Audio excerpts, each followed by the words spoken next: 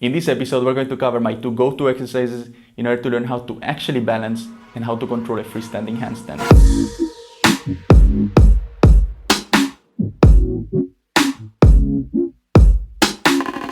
Hello and welcome. In today's episode, we will be looking at a very common mistake I see people make when learning handstands.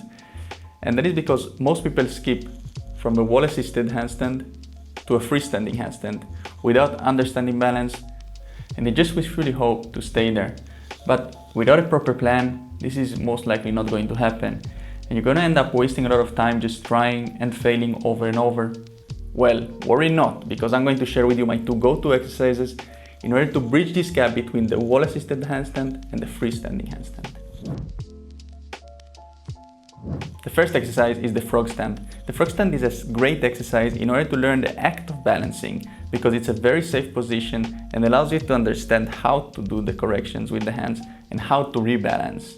And also, as it is a very safe and easy position, you avoid having the fear in the back of your mind of falling on your face, which is usually a very limiting factor in making progress. To get into the frog stands, we were going to start in a squat position with the knees on the outside of the elbows. From here, we're going to slowly lean forward until our feet get off the ground. Beware of leaning too forward or not leaning enough. You want the forearms to be perpendicular to the ground. I recommend filming yourself or using a mirror laterally and checking that you're in a correct position.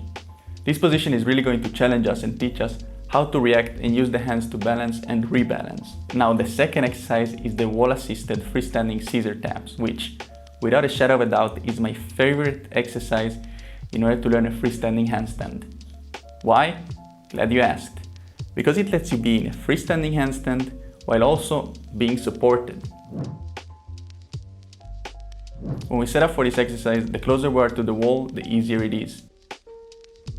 From here, with both knees locked and all the cues for the proper handstand we went through in the previous episodes, we're going to split our legs and going to search for the point of balance.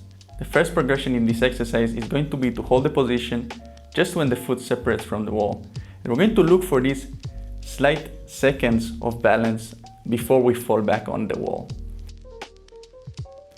The next progression will be, once we find the point of balance and get pretty proficient at that, we're going to start to challenge a position by performing scissors, hence the name, and switching the supporting leg in a very controlled manner. Congratulations, if you're performing this exercise correctly, you're already performing a freestanding handstand.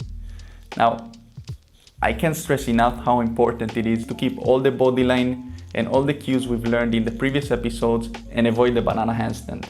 Another amazing benefit of this exercise is that as we're opening the legs to find balance, we're already laying the ground for when we will be training the kick-ups, as the catch position in the kick-up is very similar with this split leg position. This is such a bang for your back exercise, as you're covering so much ground with only one movement. This exercise has two variations. We can do it stomach to wall, or we can do it with the back towards the wall. I prefer focusing mostly on the stomach to wall, as when we perform the back to wall, there is a tendency to compensate with the lower back instead of keeping the correct alignment and the correct body line. So once you learn the proper engagement and get pretty proficient at the stomach to wall, then we can start to implement a bit of back to wall. So if you're struggling to go from the wall to freestanding, working on these two exercises is going to skyrocket your progress. Remember, if you're going to include this exercise in your training, to always begin with the proper warm-up of the wrists and working on the two preparatory bodyline exercises from episode 2. Hope you found this useful. If you have any questions, please let me know in the comment section below, and I will see you in the next episode.